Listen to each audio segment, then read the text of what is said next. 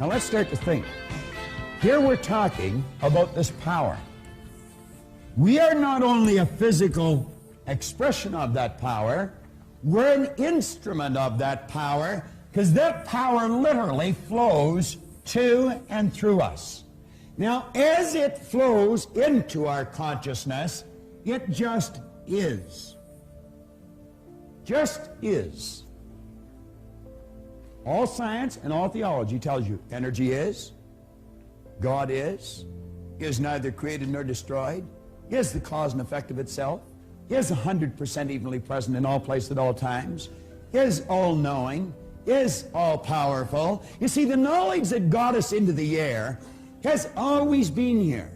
We didn't just make something out of nothing. And it's all done just through passing something through the medium of the molecule, the no thing.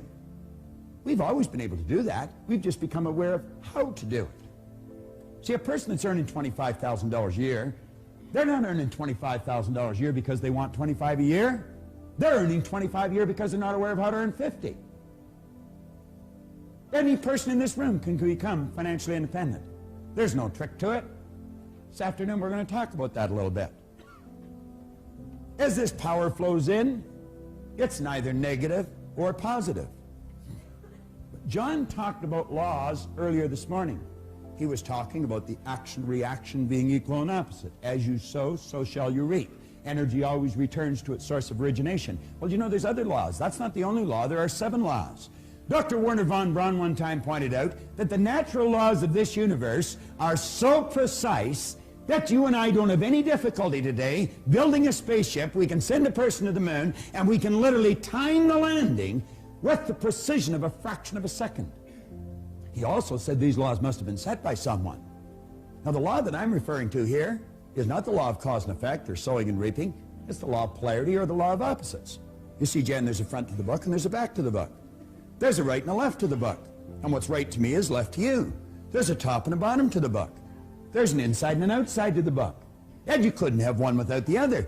If I started to slice the right side off this book, when I've taken the last slice for the right side off, I've also gotten rid of the left. You couldn't possibly have one without the other. Nothing complicated about that. Pretty simple idea, but not understood by many people. We use these 2 symbols to illustrate the law of opposites. And you know, as this power flows into us, we can make out of it anything we choose.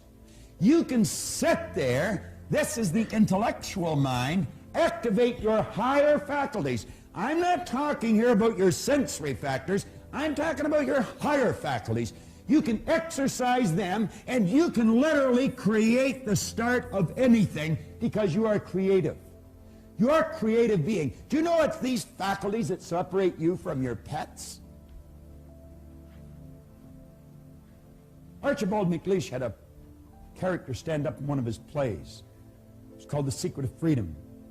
He had this character stand up. It was a Pulitzer Prize-winning play, too. He had a character stand up and say, the only thing about a man that is a man is his mind. Everything else you can find in a pig or a horse. He was right. You've got marvelous faculties. There is only one source of supply. Every great teacher all down through history for the last 6,000 years in recorded history has told us that.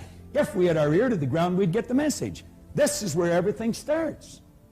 We build the picture in our mind. Do you know what our problem is? When we build that kind of a picture, we instantly say we can't do it if it's far beyond the results that we're getting. You wouldn't be able to get the picture if you couldn't do it. You can do anything you want. Anything you want. Now, hooked up to your conscious mind, like little antennae, you have sensory factors. You can hear, see, smell, taste, and touch. And you know that's where most people get all their information, through their sensory factors? They watch a TV, read a newspaper, listen to the radio, overhear conversations, and you know what most people are doing? They're talking about why something can't be done. And we're listening to it. Do you know, for 26 years, that's the only way I got my direction. I just did whatever the other guys were doing. I remember when I was 17, they said, we're joining the Navy. Are you coming? Sure. I got 5 years. I didn't even like it. I'd never even seen a boat, let alone a ship. Why did I do it? Well, the other guys were doing it. Just wherever they go, you know, like sort of in lockstep type fashion, we go through our life. The average person tiptoes through life hoping they make it safely to death. What a dumb game. If you're going to let what you do be based upon what you hear, you better make certain the people that are giving you the advice are getting phenomenal results, or you're going to go where they're going. And I can be an authority on this. I am an authority on it. I spent 27 years doing it every waking hour. I know where they're going to lead you. Around in a circle, because that's where they're going. When an idea comes into your mind, you want to ask yourself this question. Don't ask whether it's wrong or whether it's right. See, Jan was right. There was something on the book. So was I right. There was nothing on the book. That's not the question. Do you know what the question is? Will that idea take me from where I am and move me in the direction of the star that I'm shooting at? Will it help me reach my goal? If it won't, I guarantee you it's going to take you in the other direction, because you're not going to stay where you are. That is certain. That comfort zone is a dangerous place to be. It's like Riggs said, it may be comfortable, but it's a bad spot. You have the ability, when someone gives you a suggestion that takes you in a direction other than where you want to go, you have the ability to consciously and mentally just reject that idea. And then you can go ahead and originate whatever idea you want. Now, as long as an idea is in your conscious mind, it'll have absolutely no effect on your physical body or what you're doing. No effect at all. It's when you take that idea and you turn it over to this part of our mind we refer to as the subconscious. It could be called universal intelligence. It's called by many different names. Superconscious. There's about 150 some names you can put on here. The early Greeks referred to this part of our personality as the heart. You see, they pointed out that as you think in your heart, so are you. Do you know that side of your personality has no ability to reject an idea? Absolutely none. Whatever idea comes in and goes in here instantly is manifest in that physical body of yours. Now, you get ideas from outside, we instantly let them come in here and we act on them. I want you to take your hand and hold it up like that for a moment. Take your hand and hold it up like that. Now put it here in your chin for a second. Will you do that? Where's your chin?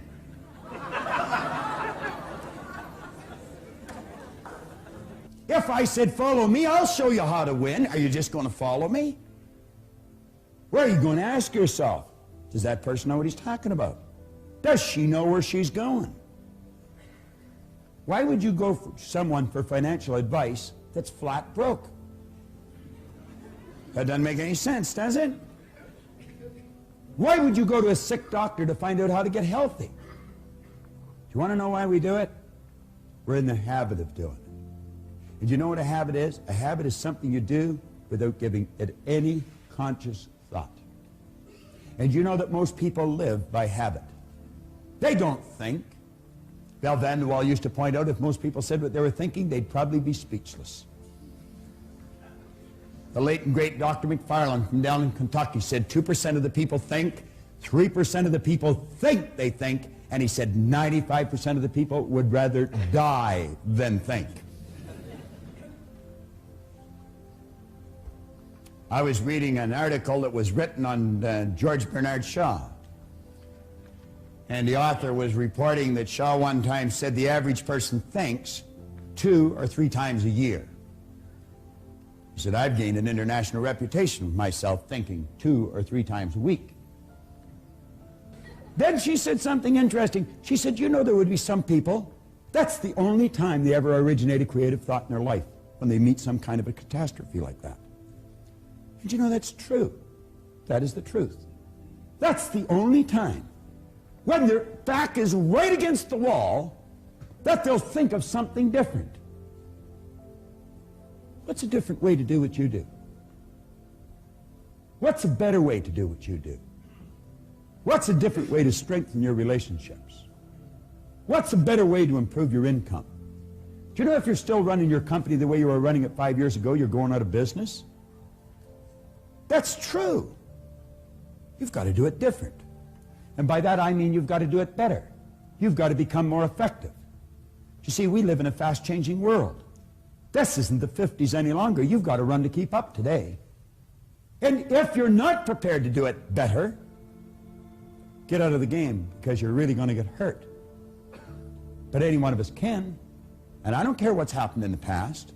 You might have been losing right up to this moment, but there's no point from this moment on doing it. You see, I blew it until I was 26, but as Ray said to me, you've already paid for that. You don't have to pay twice. Start to think. And he says, if you choose an idea and you place it in here, instantly and automatically, you move this thing called a body, which is nothing but a mass of energy, into a new vibration. That causes it to act different. You see, the action is caused by the vibration. If you're entertaining a negative idea, and this is the emotional mind, by the way, and you let yourself get emotionally involved with the negative idea, you instantly move your body into a negative vibration. There can be no intelligent action come from a negative vibration, ever. If energy is in a negative vibration, it must move into negative form. Science will tell you one of the first laws of energy is that energy is forever moving into form. And you know what religion calls this? They call it prayer. Prayer is the movement that takes place between spirit and form, with and through an individual. Do you know most people are praying for what they don't want? They're talking about what they do want. They treat God as some cosmic bell captain that's just going to run because they spoke. But it's not the way they think. They wish positive and think negative. If you're in a negative vibration, as John will show you tomorrow, the only thing you can attract to you is something negative. How do you change? Well, one good way is consciously pick the people you associate with. Pick with people who are winning. Go mix with them. Do what they do. You're going to find that some of your family, some of your relatives, some of your friends, people that you love, are in a negative vibration. That doesn't mean you divorce yourself from them. Just don't go as often and don't stay as long. Makes good sense. I had a good friend of mine a number of years ago, Harold Brennan. He's still a good friend of mine. Harold one time said, if you don't want to catch fleas, you don't sleep with the dog. Not bad advice. Now, let's just change gears here a bit. You come up to a person and you say, "Hi, how are you today?" You never hear a person say, "Oh, I am consciously aware that I'm in a negative vibration." I've never heard anybody say that. You know what you will hear people say? "I don't feel that good." What do they mean? Well, we invented words to describe situations. Feeling is a word we invented to describe our conscious awareness of the vibration we're in. When a person says, "I don't feel very good," what they're saying is, I'm consciously aware that I'm in a negative vibration. Now, because of their ignorance, and I mean that, unfortunately we use the word ignorant more often than not. We should be using the word rude. Not everyone's rude, but everyone's ignorant. We just don't know some things. But because of their ignorance, they don't know that they're causing themselves to feel bad. It can't make you sick. He can't make you angry. She can't upset you. You've got to do it to yourself. Boy, that's a heavy load, isn't it? I am responsible for how I feel, and you haven't got anything to do with it. You'd say, "Hell, I don't want to play that game." Fine, lose. You see, it's like Wayne Dyer said, if you think other people are the cause of your problem, you're going to have to send the rest of the world to the psychiatrist for you to get better. Now, you know how successful you're going to be trying to pull a deal like that off. Let's become aware when we're not feeling good, when we're not doing the things that give us the results we want, we are emotionally involved with a destructive concept that we put in here ourselves. Let's consciously and deliberately build a positive idea, get emotionally involved with the positive idea, and simultaneously we move into a positive vibration. Everything changes. That takes some mental strength. How do you develop? I'll tell you exactly how to develop it. Sit and watch the tape that you're watching every day for a month. Every day for a month. You say, well, I don't have to watch it every day for a month. No, you don't. You only have to until you want to, and then you don't have to any longer. It's that simple. But I'll tell you this, you hear it over and over and over and over and over and over and over again, and one day, bang, something's going to happen inside, and you're going to realize when you say that she upset me, that she didn't do it at all. You did it. And you know what you're going to do that day? Change it. And you'll never again go through life thinking other people upset you. And if periodically you let somebody else stick a negative idea in your subconscious mind, you can instantly correct your direction, because at least you know where the problem lies. Is that basic? Yeah, I think it is. I think it is. Now follow me closely here.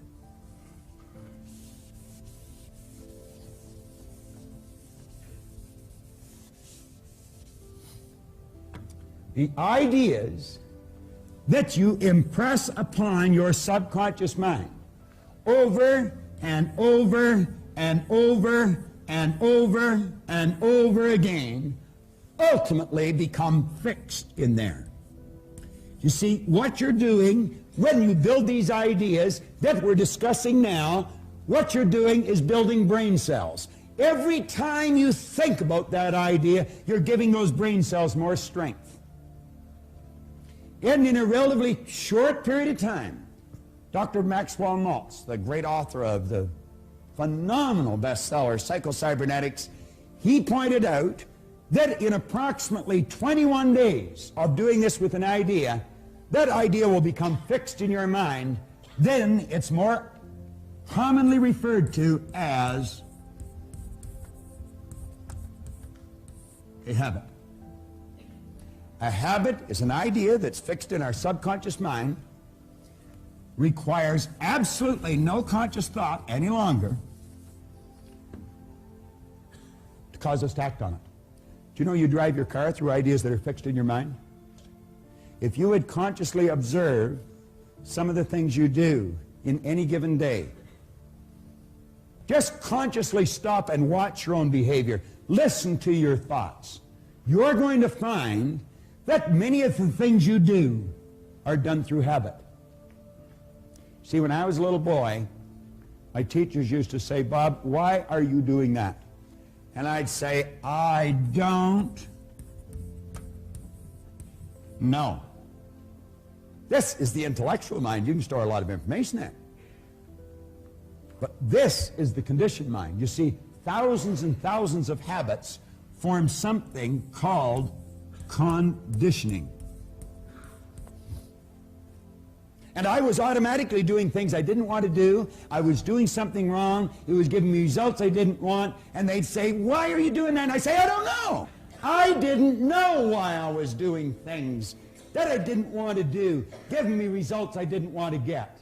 I didn't know how my mind operated. I didn't know I had all those ideas fixed in there. And I'll tell you something else I didn't know. I didn't know how to change it. I did not know how to change it. Why did I have a poor attitude? Because I had so many negative ideas fixed in here. And you see, it's what's in here that controls the vibration. And conscious awareness of the vibration is called feeling. And I never felt very good. Sometimes I felt lower than others. You'll see people that are totally depressed. You know what depression is? Depression is anger turned inwards. They get angry at someone else and they suppress it. They pack it into their subconscious until it all becomes fixed. And they stay in a terrible vibration. Why do you think people get ill? Do you think dis-ease is a normal vibration for a body to be in? Not at all. Ignorance is the cause of dis-ease. We're told to know the truth would set us free. There's only one thing to be set free from, my friend, and that's ignorance. Now, I want you to stop and think of just how you behave. I want you to stop and think of some of the things that you could do that would improve the quality of your life just like that. Every one of us know how to do things better than we're doing. Our problem has been we don't know why we're not doing it. But understand this. You've got the mental faculties. you've certainly got the power. The power's always with you. It's always flowing to and through. It's just a matter of learning how to direct it. And in learning how to direct it, happiness, health, and prosperity will manifest in your life, and they should, because that's your birthright.